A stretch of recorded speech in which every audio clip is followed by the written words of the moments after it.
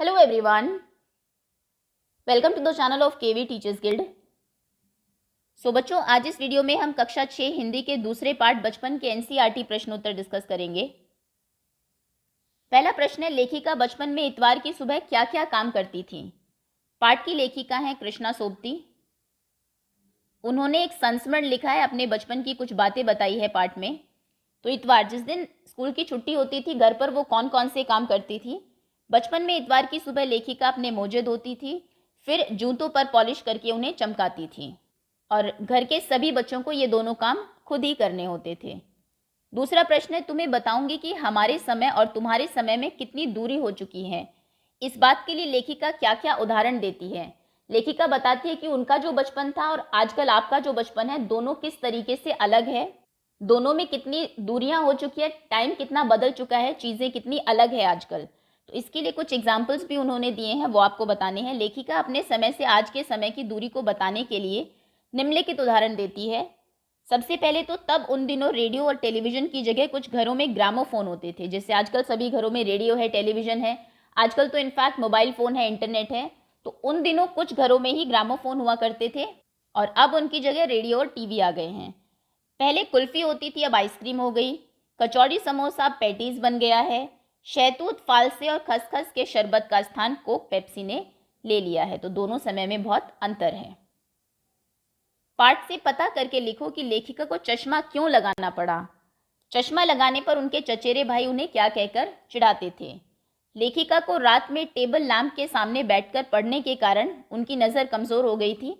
वो रात में टेबल लैंप पर बैठ के सामने बैठकर पढ़ा करती थी, तो कम रोशनी के कारण नज़र कमज़ोर हो गई थी, इस वजह से उन्हें चश्मा लगाना पड़ा। उनके चचेरे भाई चश्मा लगाने पर उन्हें लंगूर कहकर चिढ़ाते थे। एक कविता भी दी हुई है आपको पाठ में, जो वो गाया करते थे उनके लिए।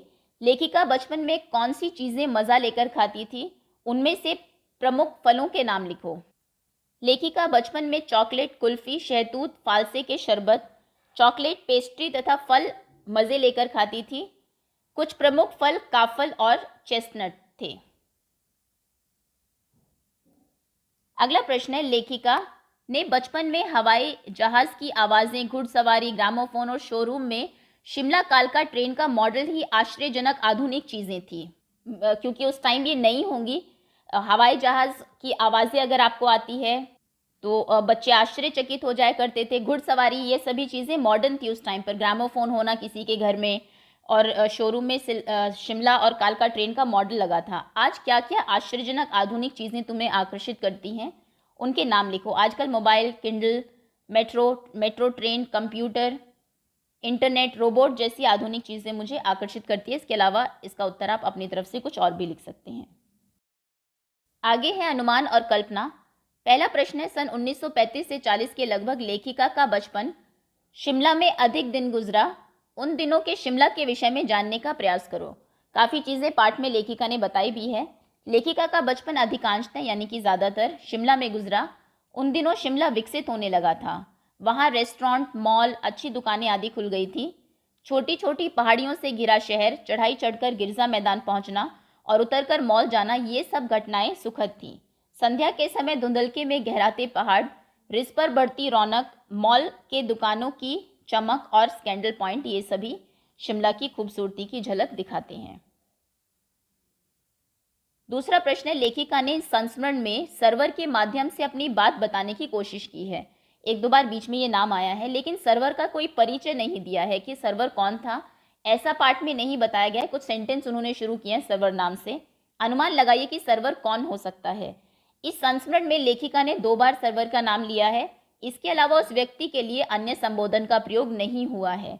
अतः संभव है कि सर्वर कोई पत्रकार या उनका मित्र लेखक रहा होगा जिन्हें वे अपनी जीवनी सुना रही हैं। तो सर्वर या तो कोई जर्नलिस्ट होगा या फिर कोई राइटर जिन्होंने कि ये कहानी लिखी है, जिसको कृष्णा सोबती ने अपने बचपन के बारे में बताया होगा। आगे है भाषा की बात। क्रियाओं से भी भाववाचक संज्ञाएं बनती है, जैसे मारना से मार, काटना से काट, हारना से हार, सीखना से सीख, पलटना से पलट और हड़पना से हड़प आदि भाववाचक संज्ञाएं बनी है। तुम भी संस्मरण से कुछ क्रियाओं को छांट कर लिखो और उनसे भाववाचक संज्ञा बनाओ। जो पाठ में इस्तेमाल हुए हैं शब्द, क्रिया, उनसे भाववाचक संज्ञा बनानी है। चमकना शब्द इस्तेमाल हुआ है, उससे भाववाचक संज्ञा बन सकती है चमक। भागना भाग, बदलना बदल, खरीदना खरीद, ओढ़ना ओढ़। दूसरा प्रश्न है 4 दिन, कुछ व्यक्ति, 1 लीटर दूध आदि शब्दों के प्रयोग पर ध्यान दो तो पता चलेगा कि इनमें 4, कुछ और 1 लीटर शब्द से संख्या या परिमाण का आभास होता है। संख्या नंबर्स में पता लगती है, चीजें कितने हैं, परिमाण क्वांटिटी में कितनी है। जैसे दिन कितने हैं 4, व्यक्ति कितने हैं, कुछ व्यक्ति है, दूध कितना है 1 लीटर। क्योंकि ये संख्यावाचक विशेषण है, इन्हें हम संख्यावाचक विशेषण कहते हैं। इनमें भी 4 दिन से निश्चित संख्या का बोध होता है। आपको एग्जैक्टली पता लगता है कि 4 दिन है, तो इसलिए इनको निश्चित संख्यावाचक विशेषण कहते हैं। कुछ व्यक्ति से अनिश्चित संख्या का बोध होता है, इसे हमें नहीं पता कि कितने व्यक्ति है, 5 है, 10 है, 20 है, बस पता है कि कुछ व्यक्ति है, तो इसीलिए इन्हें हम अनिश्चित संख्यावाचक विशेषण कहते हैं। इसी प्रकार 1 लीटर दूध से परिमाण का बोध होता है। दूध को आप नंबर्स में नहीं काउंट कर सकते, 4 दूध, 5 दूध, ये क्वांटिटी में मेजर होते हैं, तो इसीलिए इनको हम परिमाणवाचक विशेषण कहते हैं। अभी नीचे कुछ एग्जाम्पल्स दिए हैं आपको। अब तुम नीचे लिखे वाक्यों को पढ़ो और उनके सामने विशेषण के भेदों को लिखो। सबसे पहले है मुझे 2 दर्जन केले चाहिए। अभी सबसे पहले तो आप ये डिसाइड करो कि ये नंबर्स हैं, संख्यावाचक विशेषण है या परिमाणवाचक है। केलों को क्योंकि हम नंबर्स में मेजर करते हैं, कोई क्वांटिटी उनकी नहीं होती, 1 किलो 2 किलो या लीटर्स में उनको नहीं मेजर करते हैं, तो इसलिए ये संख्यावाचक विशेषण होगा। और एग्जैक्टली हमें पता है 2 दर्जन यानी कि हमें 24 केले चाहिए, तो ये निश्चित संख्यावाचक विशेषण है। 2 किलो अनाज दे दो, सो 2 किलो सबसे पहले तो ये परिमाणवाचक है, क्वांटिटी है। 2 किलो अनाज में संख्या कितनी है अनाजों की वो आपको नहीं पता, और निश्चित है, एग्जैक्ट हमें पता है, तो निश्चित परिमाणवाचक विशेषण। कुछ बच्चे आ रहे हैं, कितने बच्चे, कुछ, एग्जैक्टली नहीं पता इसलिए अनिश्चित है। क्योंकि बच्चों को हम नंबर्स में काउंट करेंगे इसलिए अनिश्चित संख्यावाचक विशेषण है। सभी लोग हंस रहे हैं, सभी, अब वो सभी नंबर्स में कितने ये नहीं पता इसलिए अनिश्चितता है, सो अनिश्चित। और क्योंकि लोगों को हम संख्याओं में मेजर करते हैं इसलिए अनिश्चित संख्यावाचक विशेषण। तुम्हारा नाम बहुत सुंदर है, अब कितना सुंदर है वो नहीं पता, बहुत है लेकिन, और बहुत सुंदरता को हम लोग नंबर्स में मेजर नहीं कर सकते इसलिए अनिश्चित परिमाणवाचक विशेषण। तीसरा प्रश्न है कपड़ों में मेरी दिलचस्पियां मेरी मौसी जानती थी।